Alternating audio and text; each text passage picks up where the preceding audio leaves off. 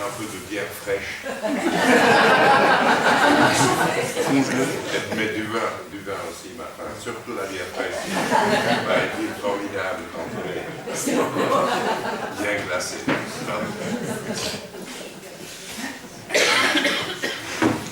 Mesdames, Messieurs, chers amis, quand on parle de Beneš, il y a toujours une espèce de coup de froid.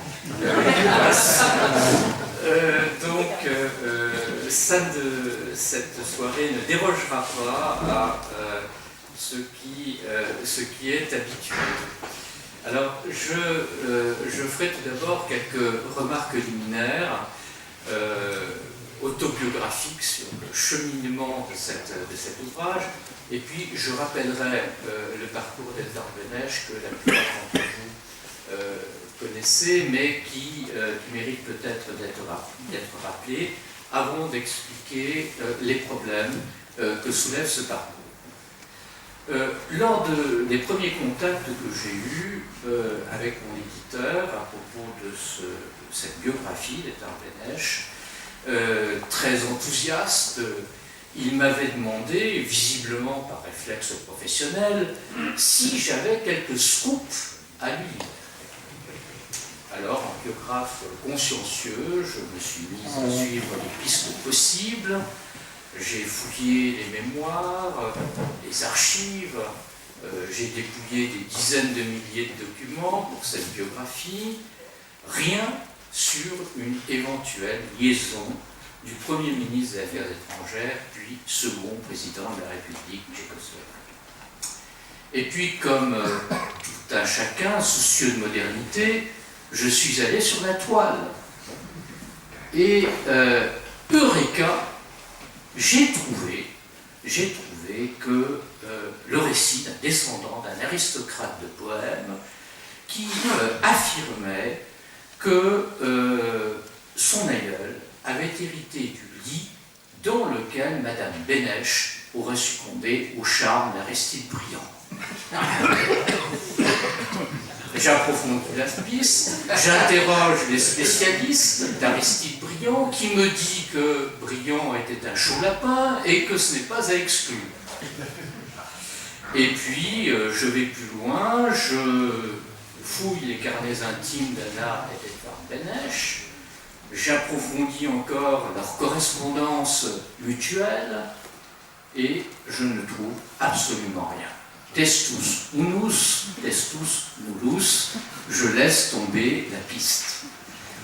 Leurs échanges témoignent d'un amour indéfectible, sans aucune ombre, sinon qu'ils n'ont pu avoir d'enfants.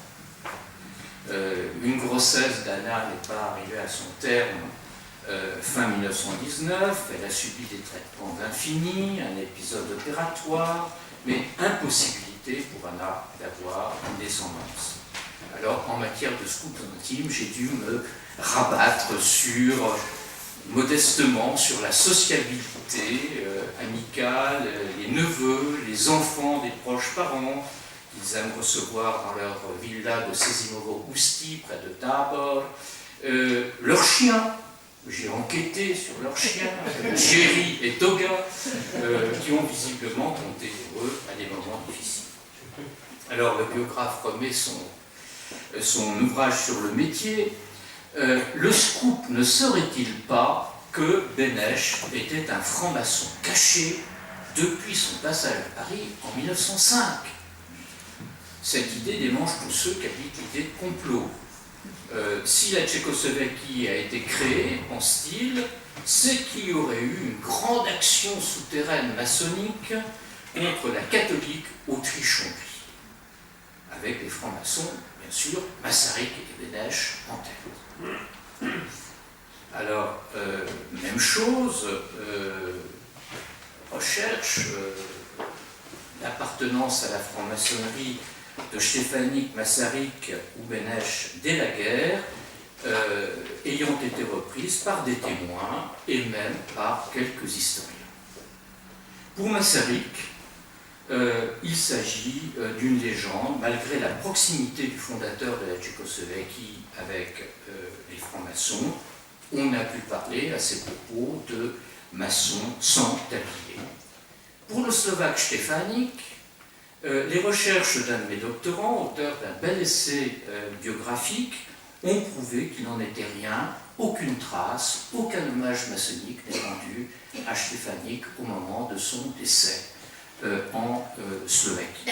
Quant à Beneš, alors est-ce que c'est un scoop? Je n'en sais rien, mais j'ai trouvé une longue lettre dans ses archives personnelles déposées au Musée national, une lettre de 1926, dans laquelle il expose sa demande à entrer en loge et ne mentionne que des liens amicaux antérieurs avec les maçons.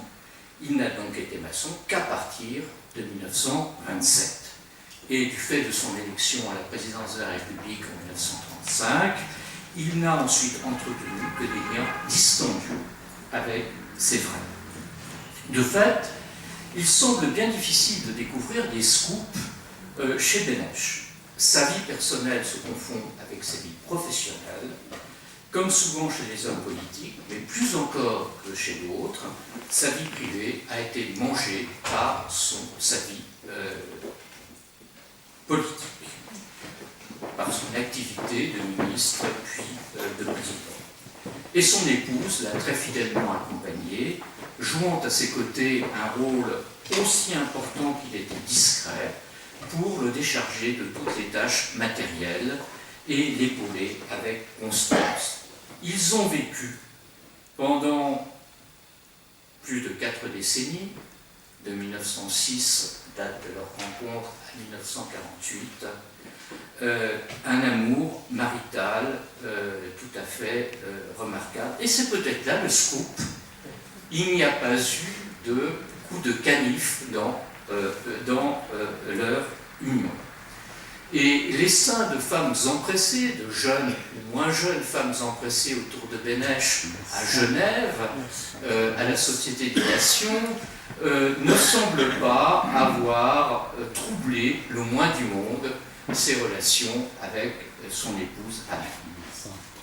Ma seconde remarque introductive concerne les raisons qui peuvent amener un historien français à se pencher sur la biographie d'un personnage comme Edvard Beneš. Peu de choses me prédestinaient à m'intéresser au monde tchèque dans mes études. C'était le monde russe qui me fascinait, et les sciences humaines et sociales, Sciences Po, l'histoire, quand le hasard de mon cursus universitaire m'a amené à étudier une seconde langue slave, en l'occurrence le tchèque, et là peut-être que le choc d'août 1968 n'y a pas été étranger parce que j'avais le choix entre le tchèque, le polonais et le serbo-croate. Et c'est encore le hasard d'une bourse d'été qui m'a amené à Prague fin juillet 1970 pour cultiver pendant 4 semaines les rudiments de tchèque qu'avait cherché à m'inculquer Miroslav Pravda. Et là, nous en arrivons à Beneš. Nous en arrivons à Beneš parce que le jour de mon arrivée à la cité universitaire de Budech, Vensikova, je suis rentré dans ma chambre qu'une femme de ménage d'une bonne 50aine d'années était en train de finir de nettoyer. Elle m'a demandé d'où je venais, très difficilement, étant donné ma connaissance très embryonnaire du tchèque, elle a réussi à comprendre que je venais de France, et aussitôt, elle a tendu son doigt vers moi en me disant « Mnichov ». Mnichov, ça signifie Munich. C'est-à-dire qu'elle assimilait le jeune Français de 19 ans que j'étais aux accords de Munich de 1938, qui sont centraux, comme nous le verrons, pour la vie de Beneš. Puis, par un enchaînement de circonstances, je me suis intéressé de plus en plus à la Tchécoslovaquie et à sa naissance, et plus particulièrement au séjour de Beneš en France de 1915 à 1919, qui a été l'objet de ma thèse. Voilà ce qui explique que je sois devant vous pour vous présenter cette biographie une 40aine d'années après ces événements que je viens de relater. J'évoquerai donc tout d'abord la formation et le parcours d'un petit paysan de Bohême occidentale qui va devenir à 34 ans ministre des Affaires étrangères de son pays. Ensuite, je vous parlerai du temps des succès pendant l'entre-deux-guerres, avec 17 années passées à la tête du ministère des Affaires étrangères, puis 3 années à la présidence de la République. Enfin, j'évoquerai le temps des tourmentes et des drames qui se sont abattus sur les Tchèques entre 1938 et 1948. Il est frappant de constater la rapidité avec laquelle l'ascension sociale a fonctionné à la fin du XIXe siècle et au début du XXe siècle au sein de l'Empire austro-hongrois. La famille des Beneš, petits paysans de Bohême occidentale, âpres au gain et ayant le sens de l'effort, en est un remarquable exemple. Sur 10 enfants, 8 survivront, 3 vont faire des études supérieures. L'un devenant un instituteur, engagé politiquement, très engagé politiquement. L'autre va devenir écrivain, puis sénateur. Et le petit dernier, ministre et président de la République. 3 explications au moins pour ces trajectoires fulgurantes. D'une part, un système scolaire performant, mis en place dès les années 1770 par les grandes réformes de Marie-Thérèse, dominées par l'esprit des Lumières. D'autre part, une propension tchèque à s'élever par le savoir, qui a accompagné le réveil national du XIXe siècle. Les grandes figures de la nation étant essentiellement des intellectuels, à défaut d'une aristocratie disparue qui aurait pu servir de modèle. Enfin, le glissement de l'axe de développement de l'Autriche-Hongrie à la fin du XIXe siècle et au début du XXe siècle vers les pays tchèques, c'est-à-dire vers la Bohême et la Moravie, voire la Silésie, qui ont favorisé le glissement qui a favorisé le développement de la région. Et le système familial éducatif a fonctionné chez les Beneš comme une chaîne. Un aîné qui part à Prague pour devenir instituteur sur l'école normale, équivalent de notre école normale, des parents qui se saignent aux 4 veines pour financer ses études, un second fils qui le suit, qui lui-même prend soin du petit dernier, notre héros du jour, Edvard Beneš.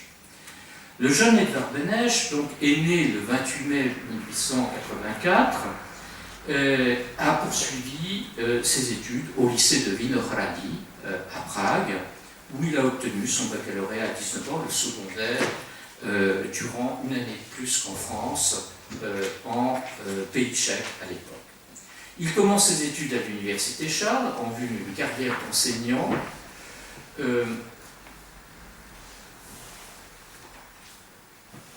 En langue, et c'est alors qu'il prend la décision de venir en France.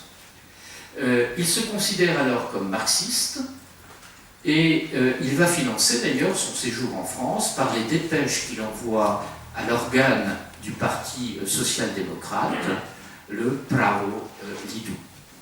Ce séjour à Paris et en Europe occidentale, à Londres et à Berlin, de 1905 à 1908, va être décisif pour Beneš. Il va lui donner une formation européenne. Il va abandonner également ses idées radicales et s'intéresser désormais à la sociologie plus qu'aux langues. Il va être enfin fasciné par le modèle français qui va devenir une référence absolue pour lui. Poursuivant et consolidant à Prague sa formation, il entre ensuite dans la carrière universitaire. Il est à la veille de la guerre, en 1913, assistant de sociologie à l'université Charles. Et il a quelques dadas. La lutte contre l'alcoolisme. Beneš est abstinent. D'ailleurs, c'est le cas de Masaryk, c'est le cas de l'entourage de Masaryk, de sa fille en particulier, très active en ce domaine. Il a aussi la volonté de créer à Prague un équivalent de l'école libre des sciences politiques. il y arrivera partiellement dans l'entre-deux-guerres parce qu'il considère que les élites tchèques ne sont pas suffisamment éduquées et qu'il faut s'inspirer des exemples français, britanniques, allemands pour la formation de ces élites. Et puis, il s'affirme comme un libre penseur, même si son anticléricalisme originel s'affaiblit avec le temps. Ce qui frappe dans cette trajectoire, c'est l'anticonformisme, le pragmatisme, la volonté. Atout linguistique, connaissances historiques et sociologiques approfondies, Beneš a un éventail de connaissances impressionnant, favorisé par son hypermnésie. C'est en automne 1914 qu'il prend la décision de sa vie, celle qui va avoir le plus d'importance, persuadé jusque-là que la solution des problèmes nationaux d'Autriche-Hongrie passe par sa démocratisation, c'est la thèse social-démocrate, il décide alors de suivre dans la résistance Masaryk, qui pense qu'en entrant en guerre aux côtés de l'Allemagne, l'Empire habsbourgeois a définitivement perdu sa légitimité et qu'il faut l'abattre. Il le rejoint en septembre 1915 via la Suisse, avant de se fixer pour 4 ans à Paris. En se mettant au service de Masaryk, qui se porte à la tête de l'immigration, Beneš est entré dans l'histoire, sans le savoir, à l'automne 1914. De septembre 1915 à novembre 1918, il va devenir l'homme clé de cette émigration en France, comme secrétaire général du Comité national des pays tchèques, et avec l'astronome Milan Štefaník, ce trio va se répartir les tâches. Masaryk, Štefaník et Beneš. Le Conseil national tchécoslovaque va se livrer à un intense travail de lobbying visant à fédérer les communautés tchèques et slovaques à l'étranger, visant à former également des unités combattantes à partir de ces colonies, on désigne sous le nom de colonies tchécoslovaques, auxquelles s'ajoutent les prisonniers qui sont venus d'autres espaces, d'autres fronts, du front russe, du front serbe ou du front italien, prisonniers ou déserteurs, et formant ce qu'on va appeler les légions tchécoslovaques. Le talent politique de Masaryk et de ses compagnons a consisté à anticiper la victoire de l'Entente et à proposer à celle-ci une alternative démocratique pro-occidentale à l'existence de l'Autriche-Hongrie. La fin de l'année 1917 marque un premier succès avec la formation en France de l'armée tchécoslovaque, entre guillemets, et le 29 juin 1918, ce sont les Français qui reconnaissent le CNT comme organe suprême de la nation tchécoslovaque et comme base du futur gouvernement, avant de le faire pour le gouvernement provisoire, dont la composition est annoncée le 14 octobre 1918 aux puissances de l'Entente. Dans ce gouvernement, le jeune Beneš de 34 ans obtient le poste de ministre des Affaires étrangères, alors que les peuples d'Europe centrale ne voulant plus vivre ensemble et se radicalisant politiquement et nationalement, les empires et les ensembles multinationaux s'effondrent. Désormais, il s'agit de savoir comment garantir l'indépendance du nouvel État. Pour Beneš, les premiers mois d'après-guerre se déroulent à Paris jusqu'en septembre 1919. L'établissement des frontières de la Tchécoslovaquie est le fruit de son travail. Il a adapté les desiderata de Prague, fermes pour certains, abandonnant ceux qui n'avaient pas de chance d'être acceptés. C'est lui aussi qui, en décembre 1918, fait le choix résolu d'une alliance militaire avec la France, qui sera sanctionnée quelques années plus tard par un traité en 1924. Et ce choix de la France se fait par opposition à une autre éventualité qui serait le choix de l'Italie. En bref, Bénèche a largement déterminé les contours du nouvel État, satisfaisant les 7 millions de Tchèques, partiellement les 2,5 millions de Slovaques, mais évidemment mécontentant les 3 millions d'Allemands, entre eux, et la minorité hongroise. L'État qui naît de son action est géostratégiquement fragile et économiquement déséquilibré. 56% du potentiel économique de l'Autriche-Hongrie avec 26% de la population de l'Autriche-Hongrie. Il y a par ailleurs de grandes inégalités entre l'Est et l'Ouest du pays. En revanche, cet État a des atouts, la démocratie massarikienne, sa richesse industrielle, l'enthousiasme de l'indépendance et le dynamisme qui en découle. Lors de son retour dans sa patrie, Bénèche est triomphalement accueilli et reconnu pour son rôle. À 35 ans, il est l'alter ego de son vieux maître Masaryk, qui lui en a presque le double. C'est déjà un sommet, mais c'est en même temps le début d'un chemin difficile, car il faut assurer à la Tchécoslovaquie une pérennité sur la scène internationale et se confronter à la scène politique intérieure, ce qui n'est pas une mince affaire. La première difficulté va tenir à la construction d'une politique étrangère dans un contexte qui n'est pas celui que Bénèche attendait au départ. En effet, l'unité des Alliés a éclaté en 1917 avec le retournement qui s'est opéré en Russie, puis à la sortie de la guerre, très vite, les États-Unis se désengagent politiquement de l'Europe, et enfin éclate la brouille franco-britannique qui sera durable. Et finalement, Bénèche et Prague vont devoir opter au début des années 1920 pour un édifice en quelque sorte à 3 piliers. Le premier de ces édifices, le premier de ces piliers, c'est la France, avec le traité auquel je faisais allusion tout à l'heure, qui sera signé en janvier 1924, et des clauses militaires secrètes. Le deuxième pilier, c'est la Société des Nations, qui est censée défendre le statu quo. Et le troisième pilier, c'est la petite entente constituée avec la Roumanie et la Yougoslavie et dirigée principalement contre la Hongrie.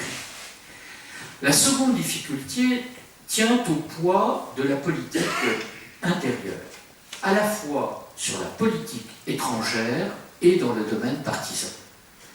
Des pressions très fortes sont exercées dans des sens contradictoires qui font que la politique de Bénèche n'est pas seulement la politique de Bénèche, mais la résultante de ses forces.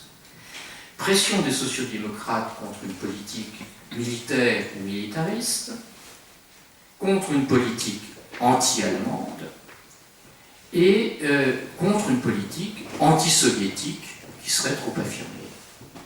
Pression des russophiles traditionnalistes en faveur d'une politique anti-soviétique déclarée, et pression des 3 millions d'Allemands contre une politique anti-allemande, et enfin pression des nationalistes tchèques en faveur d'une telle politique. Dans le domaine partisan, Bénèche va être la cible de nombreuses forces et le parapluie protecteur de Masaryk ne lui évitera pas des critiques virulentes. Au contraire même, les critiques qu'on ne peut pas attribuer ou adresser au président Masaryk, qui exerce une sorte de dictature du respect, se concentrent sur son disciple Bénèche. À tel point qu'en automne 1926, Bénèche est obligé, à la suite d'un problème de santé et d'un effondrement nerveux, de se retirer quelques mois dans la petite île de Borkro, où il recouvrera ses forces. Bien que Masaryk ne lui ait pas retiré son soutien, on pense alors que sa carrière politique est sur sa fin. Le système Bénèche continue cependant de fonctionner jusqu'au début des années 1930, même s'il se heurte à partir de 1925 à des révisionnismes rampants qui vont bientôt se déclarer au grand jour. Le ministre jongle habilement à Genève, où il est un des hommes clés. C'est un remarquable négociateur et conciliateur. Il connaît tout le monde le connaît. Il a la durée pour lui, 17 années à la tête du ministère des Affaires étrangères. Et les caricatures de l'époque le montrent en commis voyageur de la sécurité collective avec une valise sur laquelle sont collées les étiquettes de toutes les destinations vers lesquelles il se rend. Il a, dans les années 30, une expérience quasi unique sur la scène européenne, qui reste encore la scène mondiale. Mais l'édifice se lézarde. Le pilier français est affaibli par la contradiction entre une politique étrangère offensive, conçue au lendemain de la guerre, et une politique militaire défensive, amorcée à partir de 1925 et qui consiste pour la France à se retirer derrière la ligne Maginot. La Société des Nations subit ses premiers revers à partir de 1929-1930, en particulier avec l'invasion de la Mandchourie par le Japon. Quant à la petite entente, sa solidité est peu à peu entamée par la crise économique et par la conquête commerciale menée par l'Allemagne hitlérienne dans la zone danubienne. Ainsi, à partir de 1936, sommes-nous dans un nouveau contexte où Berlin impose l'agenda diplomatique, Bénèche continuant cependant de s'accrocher aux règles du droit international et au soutien virtuel de la France. L'alternative qui consisterait à donner satisfaction à l'Allemagne nazifiée serait une négation de ses propres convictions et un suicide étatique. Quant à l'option soviétique, elle se heurte à de très fortes réticences internes et internationales, et surtout au double jeu de Staline, qui n'agite l'hypothèse de son aide que comme moyen de dissociation du monde occidental. Il fonctionne en miroir, il faut le souligner, par rapport aux Occidentaux, qui lui semblent pratiquer le même jeu inversé. Entre-temps, Bénèche a été porté au sommet du pouvoir. Il a succédé en décembre 1935 à Masaryk grâce au vote des catholiques, des Slovaques et des communistes, réunis tout en continuant à diriger la politique étrangère depuis la présidence via son proche collaborateur, l'historien Kamil Kolofta. Le monde politique tchécoslovaque lui a en quelque sorte délégué pendant 20 ans, de 1918 à 1938, la direction de cette politique extérieure, comme si elle s'en débarrassait. C'est un homme seul qu'il incombera de porter en 1938 le poids de l'échec, qui est en même temps celui de la démocratie européenne et de ses garants occidentaux. Les 10 dernières années de la vie de Bénèche, entre 54 et 64 ans, sont les plus douloureuses et les plus tragiques, à l'image de ce que les Tchèques ont vécu. Les accords de Munich de septembre 1938, par lesquels Prague a dû abandonner les Sudètes, ont suscité, vous le savez tous, une littérature immense. Chamberlain a alors promis la paix pour l'éternité. Daladier est sorti de cette affaire honteux et aurait traité les badauds enthousiastes qui l'attendaient au Bourget de cons. Mussolini se rengorge d'avoir servi d'intermédiaire en faveur d'une solution pacifique, et Hitler, lui, est mécontent d'avoir été freiné dans son projet d'annexion. Pour Bénèche, septembre est d'une cruauté extrême, parce que, avec les accords de Munich, tout s'effondre pour lui. Sa conviction qu'allait survenir en France un retournement politique qui amènerait à la tête du gouvernement des partisans de la fermeté face à Hitler, et bien sûr toute son œuvre de 1919. Le choix de l'alliance occidentale comme garantie de l'État fait faillite, et avec lui, temporairement, l'attachement à la démocratie. Poussé à partir pour une illusoire entente avec Berlin, Benesch se retire le 4 octobre. Quand il part en exil, il est persuadé que Munich n'est qu'une étape, que Hitler veut plus qu'il n'a obtenu, que le tour de la Pologne et des puissances occidentales à venir, que l'affrontement entre Berlin et Moscou est inévitable. Et il va voir se réaliser peu à peu ses prédictions, même si est signé le pacte germano-soviétique en août 1939. Mais il n'y voit qu'une péripétie. Il fait tout pour rendre possible la reprise du dialogue entre Tchécoslovaques et Soviétiques, et comme vous le savez, les services secrets en exil, services secrets tchécoslovaques à Londres, grâce à leur agent A54, informeront Moscou des projets d'agression nazie de juin 1941, sans être entendu, puisque Staline s'est défié de toutes les informations qui allaient dans ce sens. Cette affaire de Munich va prendre chez le président exilé une dimension psychologique étonnante. Effacer Munich devient pour lui l'axe central de sa politique. Cela signifie, à ses yeux, reconstruire l'État tchécoslovaque. Mais cela va bien au-delà. C'est une véritable obsession qui l'amène à vouloir réécrire l'histoire tout au long de la guerre.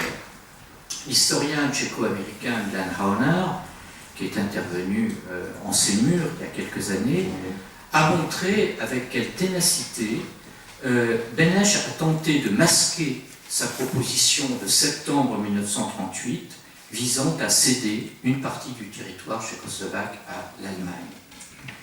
Le seul homme qui ait été autant hanté par Munich, c'est Édouard Daladier. Comme en témoignent ses archives et son acharnement à réécrire, lui aussi, l'histoire de ces événements. Pour Benesch et pour une bonne partie des Tchèques, le monde se divise désormais entre munichois et anti-munichois. Les premiers n'ont plus le droit de citer, les seconds, on est prêt à tout leur pardonner, même d'être communistes. On a là une des clés de la politique tchécoslovaque en exil pendant la guerre, politique qui va se durcir au fur et à mesure de la répression qui s'exerce dans le protectorat de Bohême-Moravie et des perspectives internationales d'après-guerre. À partir de 1942, sur deux sujets cruciaux, Benesch évolue vers une radicalisation. Tout d'abord, vers l'idée qu'il faut expulser un maximum d'Allemands de Tchécoslovaquie pour éradiquer le problème allemand sous la pression de la résistance intérieure, notamment communiste. Une telle orientation est en quelque sorte légitimée par les massacres de Lidice et de Lejaaki de juin 1942 qui suivent l'assassinat de Heydrich. Parallèlement, la résistance de l'URSS et le renversement sur le front de l'Est au printemps 1943 montrent clairement que l'avenir appartient en Europe médiane aux Soviétiques, d'autant que les Américains ont d'autres priorités. De la même façon que Hitler a mené le jeu entre 1938 et 1942, les Soviétiques deviennent déterminants à partir de 1943-1944. Benesch abandonne alors les liens privilégiés qu'il avait tissés avec la Pologne et se lance à partir du printemps 1943 dans une politique d'alliance étroite avec Staline. Il en obtiendra deux promesses en décembre 1943, au moment de la signature du pacte soviéto-tchécoslovaque. La Tchécoslovaquie sera restaurée dans son intégrité au lendemain de la guerre et Moscou soutiendra l'expulsion massive des Allemands. Parallèlement, se construit une alliance interne entre partis non communistes et PCT qui se concrétise en avril 1945 à Košice. Quand la Tchécoslovaquie est libérée au printemps 1945, elle a des spécificités très fortes. Il s'agit du seul État d'Europe centrale qu'il y ait des rapports non ouvertement conflictuels avec l'URSS. C'est aussi le seul pays où le chef d'État d'avant-guerre est revenu dans ses fonctions. C'est le seul pays aussi où les troupes soviétiques ne stationnent pas à partir de janvier 1946. Deuxième spécificité politique, un fonctionnement semi-démocratique, unique en Europe médiane, est marqué par des élections législatives de mai 1946 et des résultats non contestés qui ont assuré au Parti communiste une majorité relative de 38%. Donc une certaine légitimité, à la différence d'autres pays de la région, avec la perspective caressée par le Parti communiste d'arriver au pouvoir par des élections démocratiques. Les Tchécoslovaques ont alors le sentiment, pendant près de 3 ans, de vivre en démocratie, même si celle-ci a été sérieusement écornée à partir de l'été 1947, même si l'effet de contraste avec 6 années d'occupation a joué, même si le conformisme social et l'autocensure ont joué un grand rôle dans cette impression, et même si, nous le savons aujourd'hui, le contrôle de la société par les communistes était plus profond qu'il n'y semblait, et cela dès la libération. Autre spécificité, la dureté des règlements de compte nationaux, qu'il s'agisse de l'expulsion consensuelle de 3 millions d'Allemands, approuvée en été 1947 par les Alliés à la conférence de Potsdam, ou la tentative avortée de pratiquer de même avec les Hongrois. De fait, il n'y aura qu'un échange de 73 000 Hongrois contre 73 000 Slovaques.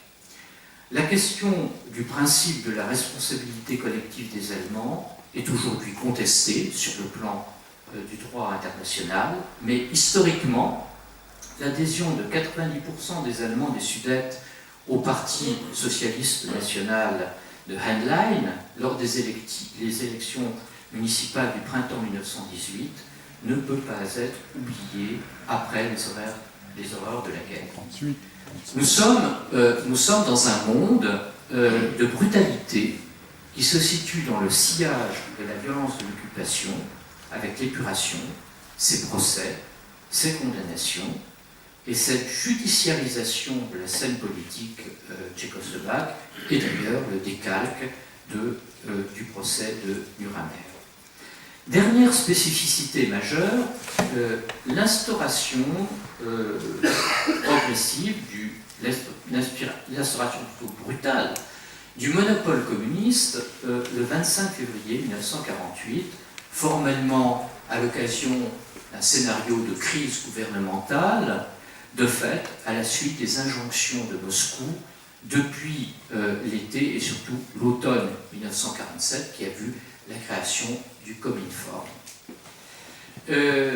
Il s'agit d'une crise gouvernementale au cours de laquelle les ministres non communistes ont décidé de démissionner du gouvernement à la suite de la nomination par le ministre de l'Intérieur de commissaires de police qui ont été destitués puis nommés, d'autres nommés, sans que le Conseil des ministres en ait été saisi, ce qui était la règle.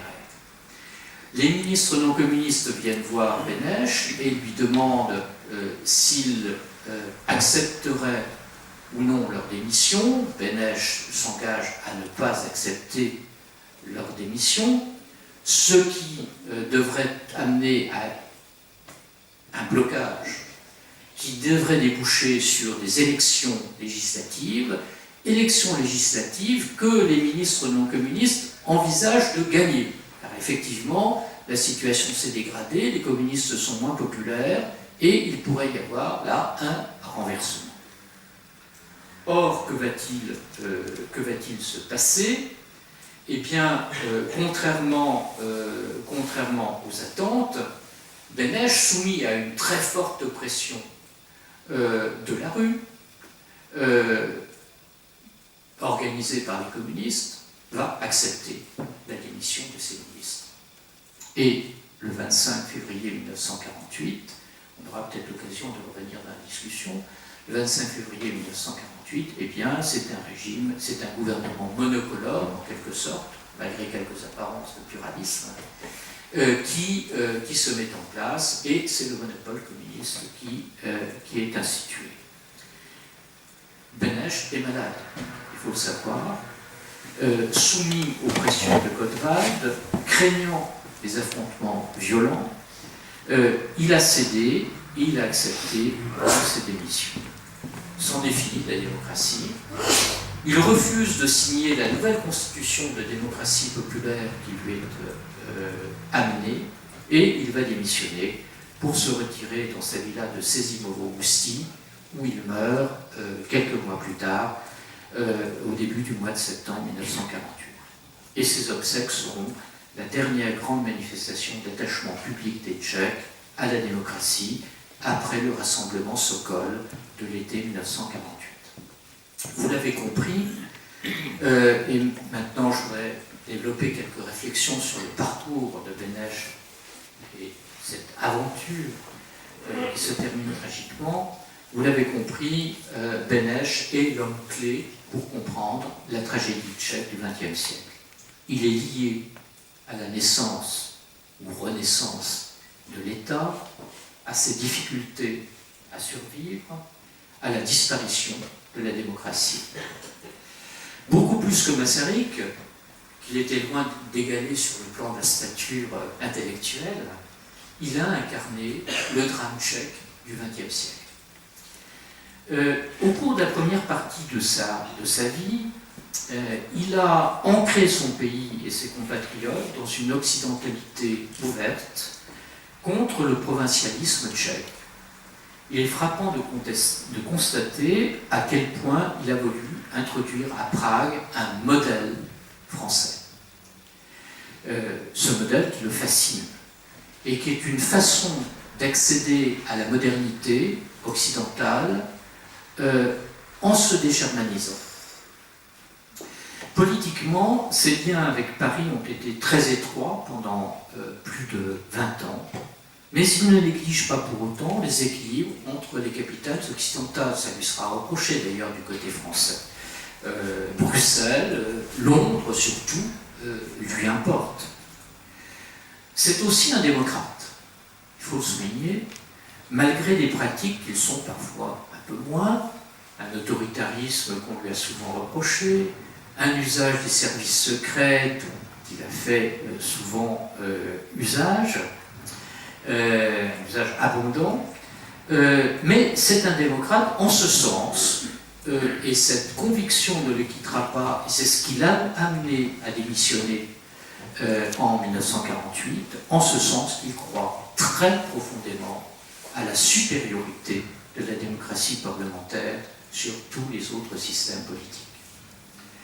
L'autre point fondamental du point de vue géopolitique, c'est son attitude envers la Russie, dont il n'a pas, jusqu'en 1935, de connaissance directe. Il avait l'intention, lorsqu'il était à Berlin, en 1908, d'aller en Russie. Mais il n'a pas obtenu d'autorisation de se rendre en Russie. Comment un social-démocrate qui était correspondant à Paris du Pravo Lidu aurait eu l'autorisation d'aller en Russie? Et d'ailleurs, les autorités russes, tsaristes, regardaient les Tchèques qui étaient des partisans du libéralisme politique avec un œil assez soupçonneux. En fait, Benesch va découvrir la Russie quand il ira en 1935 signer le traité dans le sillage du traité franco-soviétique, qui reprend d'ailleurs le traité soviéto-tchécoslovaque de 1935, reprend mot à mot le texte du traité franco-soviétique. Benesch a manifesté parfois un certain antisoviétisme. En 1918, pour des raisons tactiques d'ailleurs, il a été à un moment, et en envoyant les avantages diplomatiques, il a été partisan d'une intervention. Il a dit pourquoi les légions tchécoslovaques n'interviendraient pas. Mais c'est purement tactique. est purement technique, et de fait, Beneš a toujours été réaliste dans les questions russes. Favorable à un rapprochement économique, voire diplomatique, avec Moscou pendant l'entre-deux-guerres, il a été constamment freiné par les forces politiques internes, par la France, par ses partenaires de la petite entente aussi. Il considère, après 1933, que l'URSS est un contrepoids à la montée du nazisme. Son erreur fondamentale est d'avoir finalement cru, avec beaucoup d'autres, que pendant la guerre, l'URSS avait abandonné son projet idéologique hégémonique et qu'elle s'était repliée sur une conception patriotique défensive. Pragmatique, il ne l'a pas été jusqu'au bout. Il a gardé sa part de passion nationale. À 2 reprises, entre 1945 et 1948, il a manqué de lucidité sur ce qu'étaient les équilibres des forces intérieures et les intentions de Staline. Alors, a-t-il mis la Tchécoslovaquie dans la gueule du loup?